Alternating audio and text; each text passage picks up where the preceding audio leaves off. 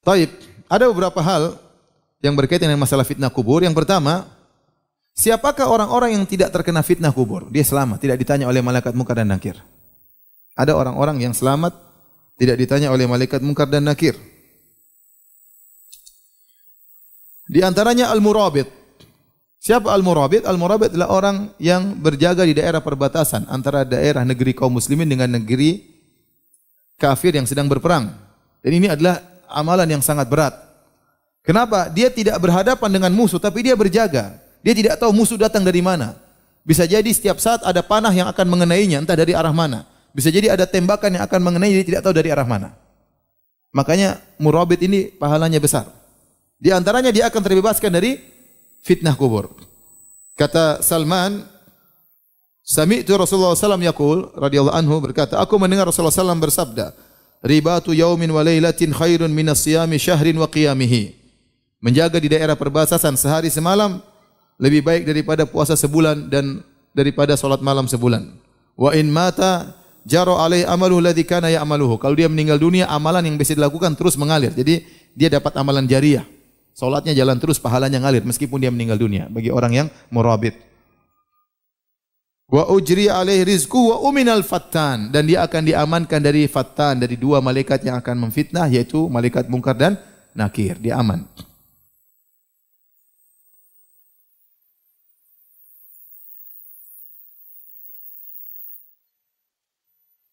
Demikian dalam hadis yang lain dari hadis Fadhalah bin Ubaid radhiyallahu anhu, Rasulullah SAW bersabda, kullu mayyitin yukhtamu ala amalihi illa alladhi mata murabitan fi sabilillah. Setiap mayat kalau meninggal amalnya selesai, putus. Kecuali orang yang murabit, yang berjaga di daerah perbatasan. Fa innahu yunma lahu amaluhu ila yaumil qiyamah, maka amalannya jalan terus jadi amal jariah sampai hari kiamat. Wa yu'manu min fitnatil qabr, dan dia akan selamat dari fitnah kubur. Kemudian di antara orang yang selamat dari fitnah kubur, orang yang mati syahid. Ada seorang bertanya kepada Nabi, ya Rasulullah, ma balul mu'minina yuftanuna fi kuburihim illa syahid? Ya Rasulullah, kenapa orang-orang yang beriman difitnah di kuburan? Maksudnya difitnah, ditanya oleh malaikat munkar dan nakir, kecuali yang mati syahid. Kenapa yang mati syahid dikecualikan? Maka Nabi berkata, kafa bibariqatis suyuf ala ra'sih fitnah. Cukuplah cahaya pedang yang ada di atas kepalanya sebagai fitnah. Tatkala dia berjihad, kemudian pedang-pedang terlihat, kilatan-kilatan pedang-pedang musuh, dan itu mengerikan, dan dia bisa lulus, dia tetap berani, dan dia maju karena Allah Subhanahu wa taala. Cukup itu sebagai ujian di dunia. Sehingga tatkala di akhirat, di alam barzakh tidak perlu diuji lagi oleh malaikat munkar dan nakir. Di antaranya juga orang yang selamat dari fitnah kubur adalah orang yang meninggal hari Jumat, malam Jumat, atau siang hari di hari Jumat. Dari Abdullah bin Amr radhiyallahu anhuma, beliau berkata, Rasulullah SAW bersabda, "Ma min muslimin yamutu yaumal jum'ati aw lailatal jum'ati ila waqahu Allahu fitnatal qabr." Tidaklah seorang muslim yang meninggal pada siang hari Jumat atau malam Jumatnya kecuali Allah akan melindunginya dari fitnah kubur.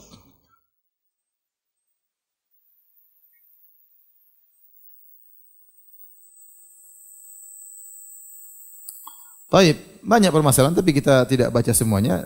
Masalah di antara permasalahan tentang fitnah kubur, apakah orang kafir juga akan mengalami fitnah kubur? Ada khilaf di kalangan para ulama, ya, namun yang benar bahwasanya mereka juga akan difitnah, dikubur, akan ditanya. Ya, dan ini pendapat yang dirojikan oleh Al-Qurtubi rahimahullah, Ibnu Al-Qayyim dan juga Ibnu Hajar rahimahumullah taala berdasarkan keumuman dalil-dalil bahwasanya orang akan meninggal dalam alam barzakh akan difitnah, dan juga ada dalil yang sharih, yang tegas, ya, sebagaimana sudah kita bacakan dari hadis Al-Bara' bin Azib, dikatakan wa ammal kafir. Adapun orang kafir dikembalikan ruhnya, didatangi oleh malaikat munkar dan nakir dan ditanya. Ini dalil bahwasanya orang kafir ditanya juga di alam barzakh dengan 3 pertanyaan tersebut. Demikian juga orang-orang munafik. Dalam sebagian riwayat Rasulullah bersabda, wa ammal munafik wal kafir. Adapun orang munafik dan kafir, ya, dua-duanya ditanya oleh malaikat munkar dan nakir. Wallahu alam bissawab. Taib, kita selesai dari fitnah kubur. Sekarang kita akan bahas tentang azab kubur atau naimul qabr. Naimul qabr itu kenikmatan yang dirasakan dalam kuburan, atau azab kubur, siksaan yang dirasakan dalam kuburan. Kita umat Islam meyakini kalau mayat orang sudah meninggal dunia, ruhnya diambil tadi sebagaimana dalam hadis. Diambil kemudian dimasukkan dalam suatu alam namanya alam barzakh. Apakah jasadnya dikubur atau tidak, maka ruh tersebut akan masuk dalam alam barzakh. Bisa jadi jasadnya terbakar, meledak misalnya, pesawat, ya, atau dimakan oleh ikan hiu, dimakan oleh singa, ya. Tetapi ruhnya tetap masuk dalam alam barzakh. Di antara dalil yang paling kuat akan hal ini adalah kisah Fir'aun. Allah mengatakan dalam Al-Quran, "An-naru yu'raduna 'alaiha ghuduwan wa 'ashiyya wa yauma taqumus sa'atu adkhilu 'ala fir'auna asyaddal 'adzab." Sungguhnya Fir'aun dan bala tentaranya yang tenggelam di Laut Merah, ya, dipaparkan api kepada mereka, api neraka di alam barzakh mereka. Ya, pagi dan petang maksudnya selalu mereka dipaparkan api dari neraka Jahannam. Kemudian kata Allah, "Wa yauma taqumus sa'ah." Nanti hari kiamat, adkhilu ala fir'auna asyaddal adzab. Masukkan mereka ke dalam azab yang lebih pedih. Ini dalil tegas bahwasanya Fir'aun dan bala tentaranya sedang diazab dalam alam barzakh. Karena kata Allah, wa yauma taqumus sa'a, nanti hari kiamat, adkhilu ala fir'auna asyaddal adzab. Masukkan mereka ke dalam azab yang lebih pedih. Berarti mereka sekarang sedang diazab atau tidak? Sedang diazab. Padahal jasad mereka tidak dikubur.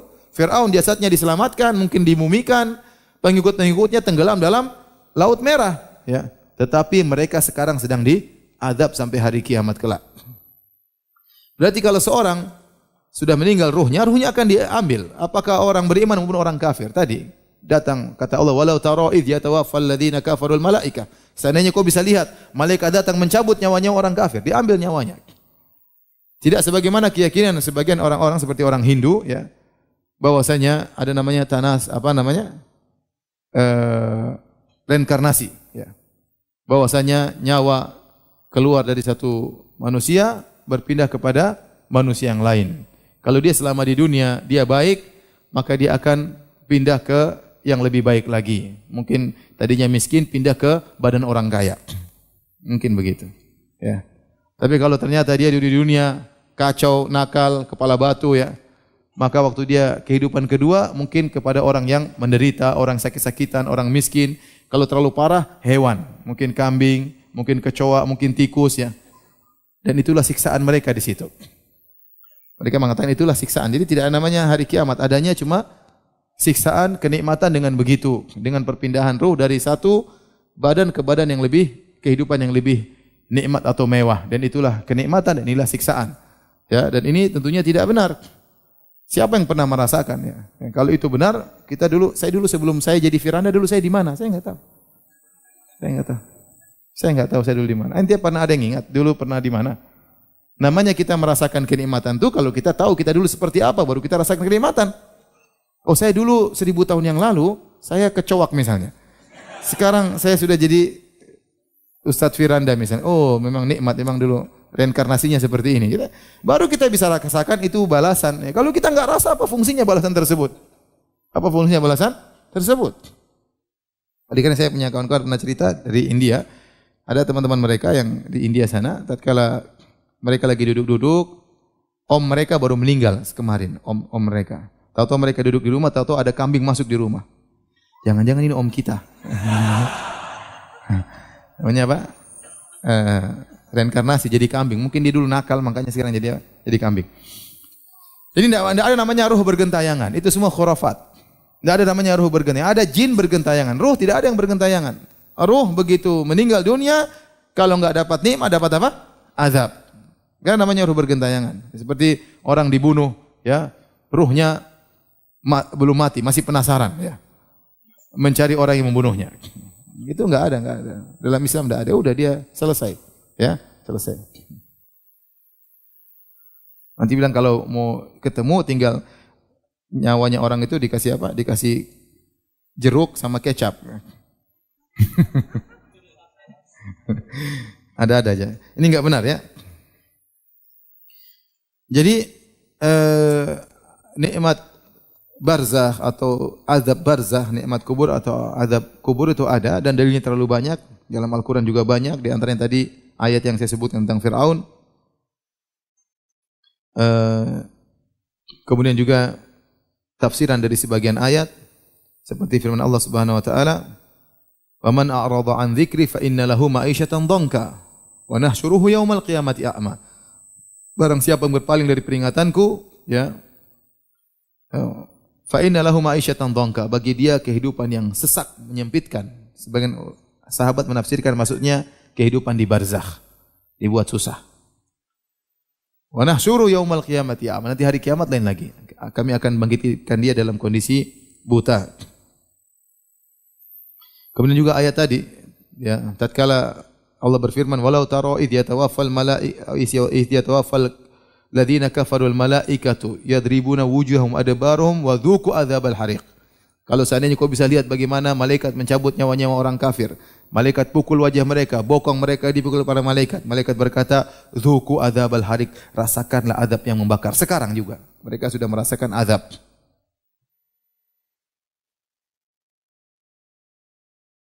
Adapun dalam hadis sudah kita sebutkan, hadisnya mutawatir, terlalu banyak. Bahkan kita sangat dianjurkan membaca doa untuk berlindung dari azab kubur setiap kali kita salat. A'udzubika min adzabi jahannam wa min adzabi al-qabr. Wa min fitnatil mahya wal mamat wa min fitnatil masiihid dajjal. Rasulullah SAW bersabda, "Ta'awwadzu billahi min adzabil qabr." Hendaknya kalian berlindung kepada Allah dari azab kubur. Dan ini merupakan perkara ijma' bahwasanya, ya,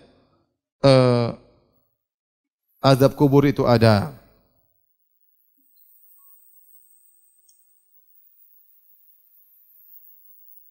Kata Ibn Taimiyah rahimahullah taala, wa itsbatus thawabi wal iqabi fil barzakh, adanya balasan maupun hukuman di alam barzakh, ma bainal mauti ila yaumil qiyamah, setelah kematian sebelum hari kiamat.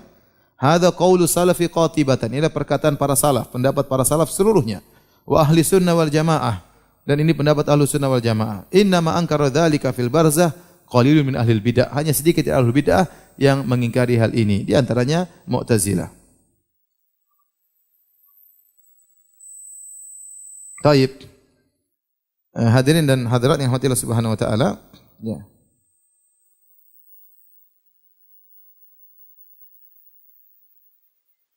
Ada beberapa permasalahan yang berkaitan dengan azab kubur dan nikmat kubur. Apa hikmah kenapa tidak kelihatan? Kenapa kalau orang buka kuburan kok tidak kelihatan badannya hitam, kepalanya pecah kena pentungan, ya? Tidak ada. Ini semua adalah iman bil ghaib, perkara yang apa?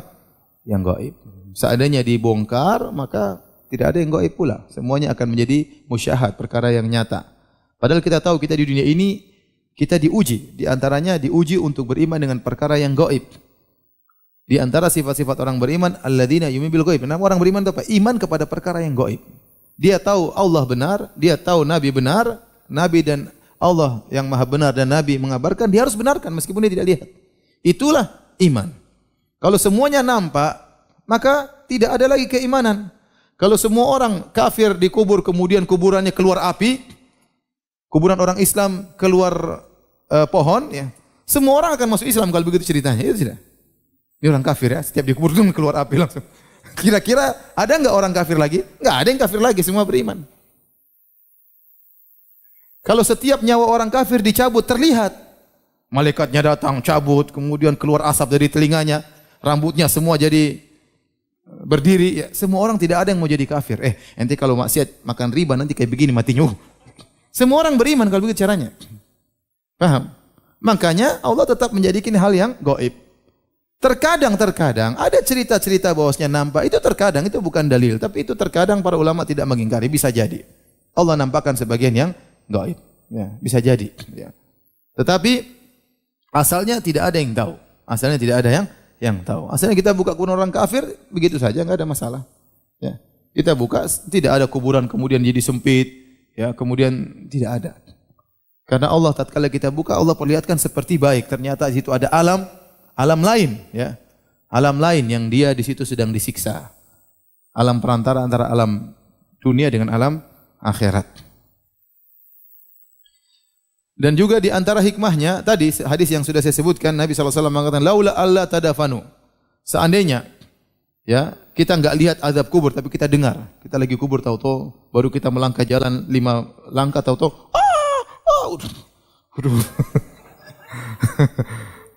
kita mau ngantar mayat ke kuburan, di samping kita dengar teriak-teriak enggak ada yang berani nguburin orang kalau begitu. Setiap mau kuburan dengar orang teriak-teriak kanan kiri semua. Takut orang. Jangankan dengar suara, ya. Mau ke kamar mandi aja takut. Kamar mandi aja takut. Sebagian ibu-ibu kebanyakan nonton film, ke kamar mandi aja apa? Takut. Harus kamar mandinya dibuka sedikit. Nyalanya lampu dinyalain. Dia takut. Kenapa dibuka sedikit? Biar kabur langsung.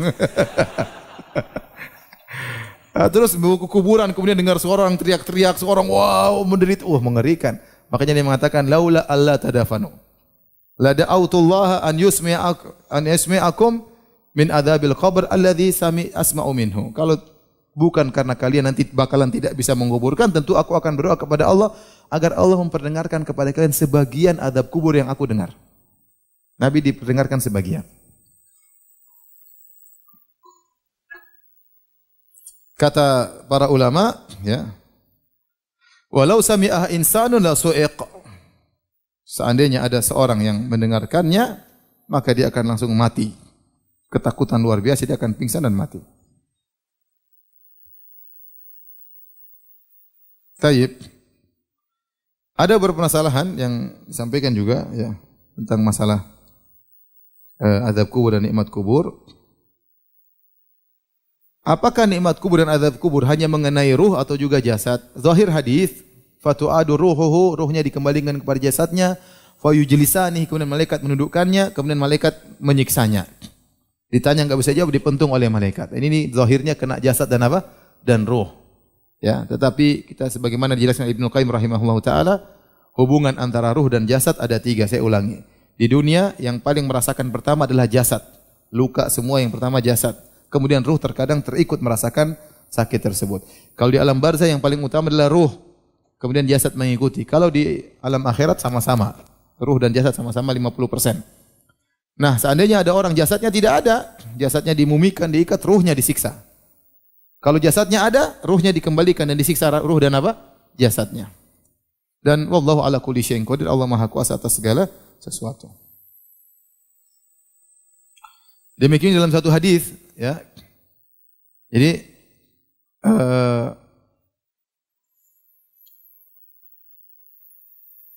atau kita masuk pada pembahasan berikutnya, apakah azab kubur itu berkesinambungan sampai hari kiamat ataukah berhenti suatu saat?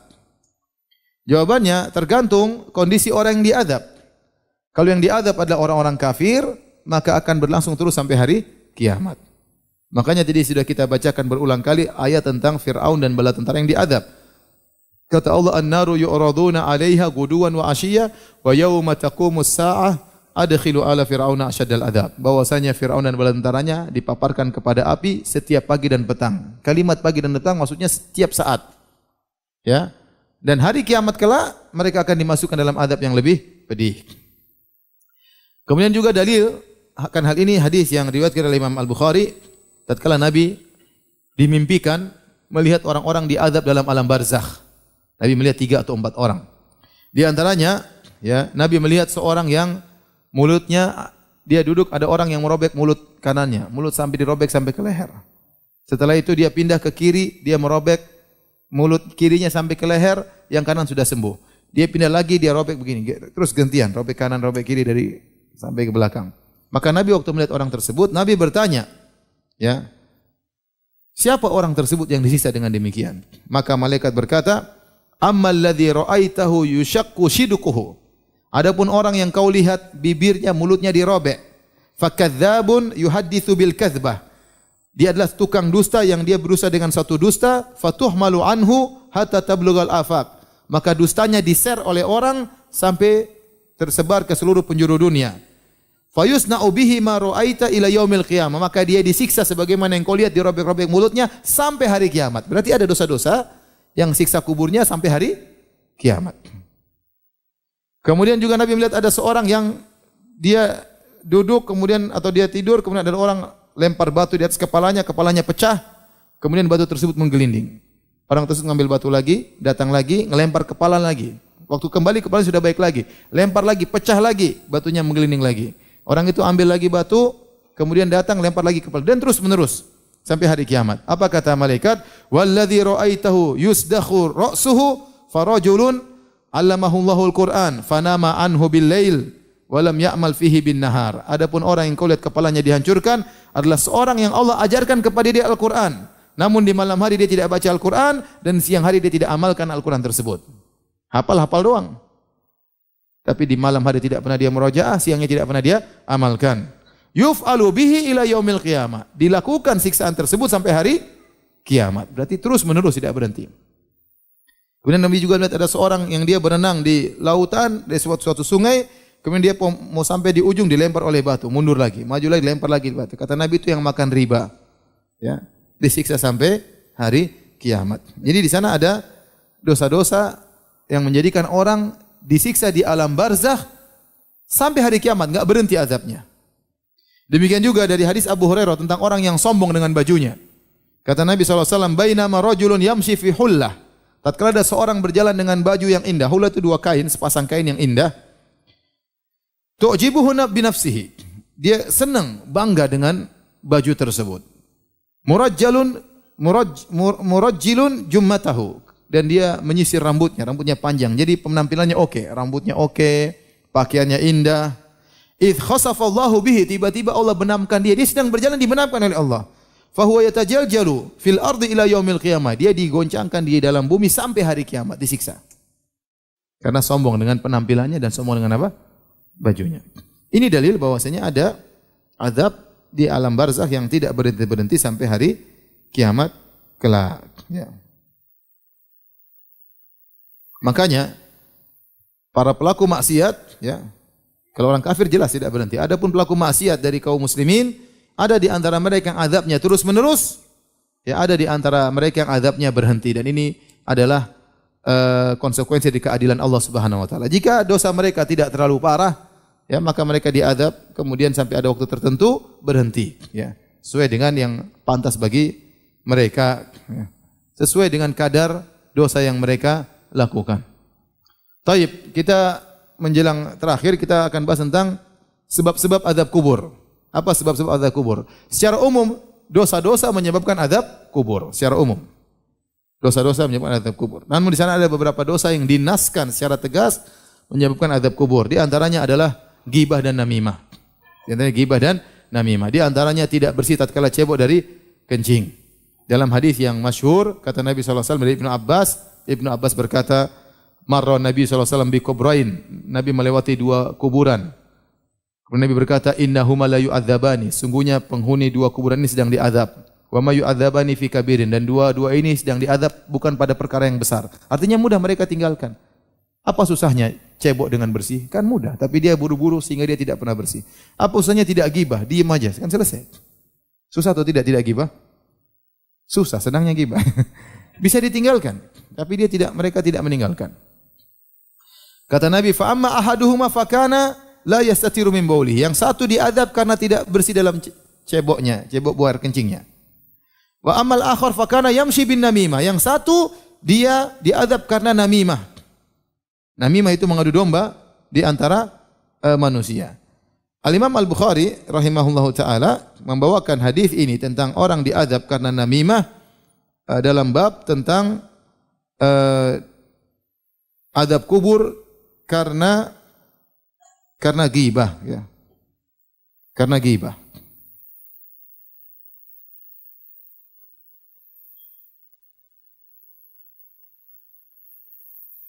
Jadi mereka Imam Bukhari memasukkan ghibah dalam sebab adab kubur. Kenapa? Karena dalam satu riwayat selain di Sahih Bukhari, kalau tidak salah dari Abu Dawud, kata Nabi yang satu tidak bersih dalam ceboknya, yang satu karena ghibah. Adapun dalam Sahih Bukhari tidak disebutkan lafaz tersebut, tetapi Ibnu Hajar menjelaskan karena orang yang namimah biasanya ghibah. Jadi namimah itu ghibah plus. Ya kan? Dia menceritakan kejelekan orang untuk malu domba dengan si A dan si B. Dia ke A, dia ceritakan kejelekan B, dia ke B, dia ceritakan kejelekan apa? A. Ya ghibah berarti. Plus dia ingin mengadu domba. Sehingga orang yang melakukan namimah dia pasti ghibah. Dia pasti ghibah. Oleh karena di antara perkara yang membuat orang bisa diazab dalam kubur adalah tidak bersih tatkala cebok dari kencingnya, yang kedua karena ghibah, yang ketiga karena namimah, dan yang keempat di antaranya karena sombong tadi. Hadis Abu Hurairah, seorang berjalan bangga dengan rambutnya yang indah, dengan pakaian yang indah, kemudian ditenggelamkan dalam tanah sampai hari kiamat. Makanya hati-hati, jangan sombong. Kalau orang dengan pakaian saja bisa sombong, apalagi dengan mobilnya, apalagi dengan motornya. Ya. Sebab kesombongan banyak. Maka seorang bertakwa kepada Allah. Jangan sampai dia sombong, dan itu bisa menyebabkan dia diazab dalam alam barzakh. Demikian juga tadi kita sebutkan, di antara yang diazab dalam alam barzakh pendusta. Dia dusta, satu dusta terser sampai tersebar ke penjuru dunia. Dan zaman sekarang sangat mungkin seorang melakukan demikian. Dia bikin status bohong, di-enter, disebar oleh orang, banyak orang. Tersebar di grup-grup WhatsApp, tersebar di media sosial, padahal isinya apa? Dusta. Maka hati-hati. Ini sebab azab kubur. Di antara sebab azab kubur, makan riba, makan hasil riba. Disebutkan juga azab kubur. Di antara sebab azab kubur, zina. Orang berzina disebutkan, Rasulullah melihat mereka sedang diazab dalam sebuah tanur, tungku, yang bagian atasnya kecil, bagian bawahnya besar, kemudian dinyalakan api dari bawah. Mereka diazab dalam tungku sebelum hari kiamat kelak. Di antaranya seorang diajarkan Al-Quran, namun dia tidak memurojaahnya di malam hari, dan di siang hari dia tidak mengamalkannya. Ini juga di antara dia diazab dalam alam barzakh. Baik, yang terakhir, bagaimana sebab kita terhindar dari azab kubur? Secara umum melaksanakan ketaatan-ketaatan. Jika seorang saleh dan bertakwa kepada Allah Subhanahu wa taala, maka dia akan selamat dari azab kubur. Saya bacakan perkataan Ibnu Qayyim rahimahullahu taala agar seorang muhasabah sebelum tidur. Ya, kata beliau, wa min anfa'iha, ya, agar bisa selamat dari azab kubur, di antaranya an yajlisar rajulu indama yuridu naum lillahi sa'atan yuhasibu nafsahu fiha ala ma khasirahu wa rabihahu fi yaumihi. Hendaknya sebelum dia tidur, dia duduk sesaat, dia renungkan di hadapan Rabb-nya, hari ini dia sudah apa maksiat yang dia lakukan dan apa amal soleh yang dia lakukan sebelum tidur. Kalau dia ingat maksiat yang dia lakukan, maka dia segera bertobat kepada Allah sebelum dia tidur, sehingga dia tidur di atas taubat kepada Allah Subhanahu wa taala. Dan dia bertekad untuk tidak kembali kepada maksiat tersebut jika dia bangun dari tidurnya. Dan dia lakukan ini setiap malam. Maka jika dia meninggal di malam tersebut, dia meninggal di atas taubat. Jika dia bangun dari tidurnya tersebut, maka dia akan bangun dengan semangat baru untuk tidak bermalas-malasan dalam beramal soleh dan untuk meninggalkan maksiat yang dia lakukan, untuk perbaiki apa yang telah lalu. Ini nasihat dari Ibnu Qayyim, seorang untuk muhasabah setiap hari, sebelum tidur terutama. Makanya Umar bin Khattab berkata, hasibu anfusakum qabla an tuhasabu. Hisablah diri kalian sebelum kalian dihisab oleh Allah Subhanahu wa taala. Orang yang sering menghisab dirinya, hisabnya akan ringan pada hari kiamat kelak. Kenapa? Dia selalu hati-hati. Hari ini saya sudah ngapain? Siapa saja orang yang sudah saya gibah? Berita apa saja yang sudah saya share, benar atau tidak? Siapa yang saya sakiti hatinya? Ya. Kemudian ketaatan apa yang saya sudah lakukan? Sudahkah saya berbakti kepada orang tua saya? Sudahkah saya memaafkan istri saya? Sudahkah saya sayang kepada anak-anak saya? Dia hisab setiap hari. Kalau dia sering menghisab dirinya, hisabnya dia akhirnya ringan. Yang jadi masalah, kita tidak pernah menghisab diri kita. Kita cuek aja, cuek aja, cuek aja. Biar malaikat yang catat. Sudah ada sekretaris, malaikat catat terus. Tahu-tahu, hasilnya begini. Repot. Seorang tidak sadar tiap hari dia nonton, misalnya nonton film bioskop 1 jam, dia nonton rutin. 1 jam tiap hari, 1 jam tiap hari. Seminggu sudah 7 jam, sebulan sudah 30 jam. Kalau dia buat untuk baca Quran, sebulan sudah khatam Quran. Dia khatam film. Dia tidak sangka hari kiamat dibuka catatannya, isinya khatam film, khatam sinetron, khatam film Korea, yang lain-lain. Di antara sebab untuk dia selamat dari azab kubur sudah kita jelaskan, di antaranya mati syahid. Kata Nabi sallallahu alaihi wasallam, "Lisyahid indallahi sittu khisal." Orang yang mati syahid akan mendapatkan 6 perkara. Di antaranya yujaru min adzabil qabr. Dia akan diselamatkan dari azab kubur. Demikian juga orang yang meninggal karena penyakit di perutnya, ya. Dalam hadis Kata Nabi SAW, man yaqtulhu batnuhu falan yu'adzab fi qabrihi. Barang siapa yang meninggal karena perutnya, penyakit perut. Ada yang karena penyakit mah misalnya, atau penyakit apa, usus, kanker usus misalnya, yang jelas penyakit tersebut dalam perutnya, maka dia akan selamat dari azab kubur. Kalau dia menghadapinya dengan takwa kepada Allah dengan penuh kesabaran. Kemudian yang terakhir adalah membaca surat Al-Muluk. Ada riwayat tentang baca surat Al-Muluk. Riwayat yang diperselisihkan oleh para ulama. Sebagian ulama mendhaifkan, sebagian ulama menghasankan riwayat tersebut. Tetapi riwayat yang menyebutkan setiap malam baca surat Al-Mulk, riwayatnya dhaif, ya. Riwayatnya dhaif, ya. Artinya seorang berusaha memiliki perhatian terhadap surat Al-Mulk, dia baca tapi tidak harus tiap malam. Artinya dia senang baca surat tersebut, tapi tidak harus tiap malam, karena riwayat Ibnu Mas'ud yang mengatakan tiap malam dibaca, riwayatnya dhaif, ada perawi yang majhul, ya, ada perawi yang majhul atau mastur, sehingga tidak bisa dinyatakan hadis tersebut sahih. Allah Ta'ala alam bisawab. Demikian saja kajian kita. Semoga Allah melindungi kita dari fitnah kubur dan dari adab kubur. Allah Ta'ala alam bisawab. Kalau ada yang bertanya saya persilahkan.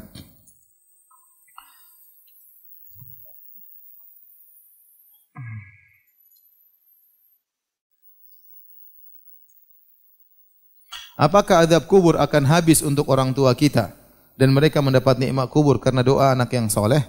Ya, jadi amalan orang di dunia berpengaruh tentang orang yang sedang dikubur. Makanya Nabi sendiri waktu melewati dua kuburan tersebut, Nabi mendoakan mereka. Maka Nabi mengambil dua fasyaqqa jaridatan nisfain. Rasulullah mengambil pelepah korma, Rasulullah bagi dua, Rasulullah tancapkan, Rasulullah mengatakan la'allahuma yukhaffafu anhu ma lam yaibasa. Semoga mereka berdua dikurangi adabnya selama dua pelepah ini masih basah. Itu Nabi mendoakan mereka. Ya, kalau orang datang, bukankah kita ke kuburan, kita doakan mereka, ya Allah ampunilah mereka, ya Allah nawwir fi qabrihi, berikan cahaya kepada kuburannya, ya Allah ampuni dosa-dosanya, yaitu supaya seandainya dia sedang diadab bisa jadi dikurangi atau dihilangkan. Seandainya Allah kabulkan permintaan kita, maka bisa jadi adab kuburnya dikurangi atau diberhentikan oleh Allah Subhanahu wa taala. Jadi tidak ada yang paling dibutuhkan oleh orang tua kita sekarang di alam barzakh kecuali doa kita dan amal soleh kita. Sudah, kita enggak bisa melayani mereka lagi. Dulu waktu mereka masih hidup tidak kita pijit, tidak kita ajak makan, tidak kita ajak umrah. Sudah mereka meninggal dunia, mau apa lagi? Apa yang mau kita ajak sama mereka? Yang ada tinggal kita doain mereka, kita beramal soleh, sedekah atas nama mereka, mendoakan mereka.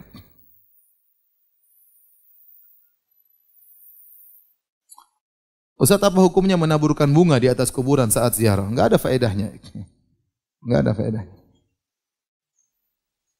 Apalagi kalau bunganya mahal, ya.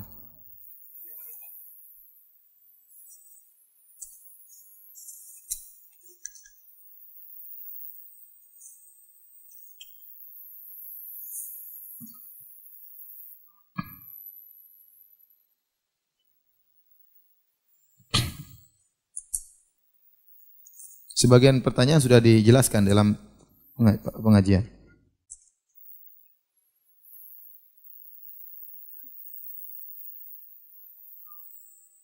Ghibah terhadap orang yang tidak dikenal. Cara minta bagaimana? Seperti ghibah artis.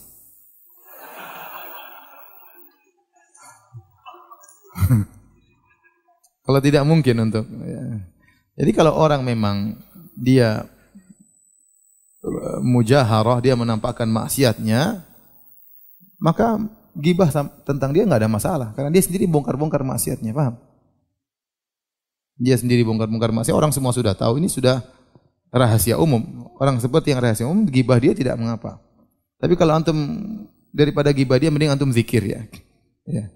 Tapi seandainya antum ghibah dia tidak mengapa, karena dia mujaharah, dia menampakkan maksiat yang dia lakukan, ya. Tapi tidak usahlah, ngapain kita ghibah orang itu pada maksiat yang dia tampakkan. Mending kita doain semoga dia dapat hidayah. Tapi seandainya seorang menggibah seorang artis yang tidak kenal, mau kenalan juga susah, ya. Ya udah, berdoa kepada Allah agar Allah mengampuni dosa-dosa dia. Tidak ada cara lain kecuali Allah mengampuni dosa-dosa dia, dan kita menyebutkan kebaikan dia pada perkara yang di majelis yang mungkin kita pernah menggibahnya.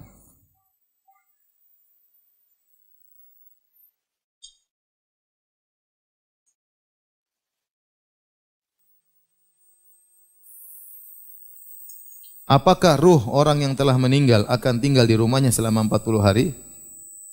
Dan bagaimana memperingati hari ke-7 sampai 100 hari kematian? Ini bukan akidahnya orang Islam ya. Tapi akidah yang tersusupkan ya dari akidah agama lain bahwasanya ruh masih bergentayangan ya. Dan ini diyakini oleh sebagian masyarakat. Makanya hari-hari tertentu mereka siapkan kopi sama nasi goreng. Ini hobi bapakmu dulu ya. Ya. Kita bilang, "Mak, waktu bapak masih hidup, mama cuma kasih kopi sama nasi goreng. Sudah mati masih begini juga." Harusnya beli yang lebih enak buat bapak. Ini semua adalah akidah yang tidak ada dalam Islam. Tidak ada. Yang ada jin yang bergentayangan. Adapun roh sudah selesai. Dia masuk alam barzah, dapat adab ataupun dapat nikmat.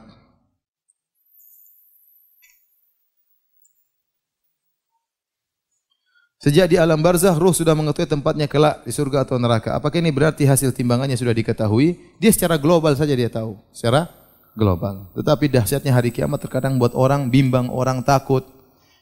Para anbiya tahu mereka di surga, tapi mereka tatkala di padang mahsyar mereka juga takut. Ya. Karena kondisi sangat apa? Mengerikan. Mereka tahu mereka di surga. Ya. Dan mereka juga ketakutan. Ya. Para sahabat yang sudah Nabi katakan Abu Bakar di surga, Umar di surga, di dunia mereka takut. Tidak pernah bilang-bilang saya di surga ada. Mereka takut. Padahal mereka sudah dibilang sama Nabi, kamu masuk apa? Surga. Dan mereka tidak pernah mengatakan saya di surga. Apalagi saya ngajak kamu nanti ke surga. Tidak ada. Di kondisi di hari kiamat perkara sangat dahsyat. Tidak semudah yang kita bayangkan. Ya. Meskipun seorang mungkin dia sudah diperlihatkan secara global tentang di surga. Ya. Tetapi bukan berarti kemudian dia sudah tahu hasilnya. Tidak. Dia tahu secara global. Tetapi tetap dia tatkala diisi hisab tetap ada ketakutan yang dia hadapi. Tapi demikian saja. Ini yang lainnya tanya sama ustaz yang lainnya. Subhanakallah bihamdik asyhadu an la ilaha illa anta astaghfiruka wa atubu ilaik. Assalamualaikum.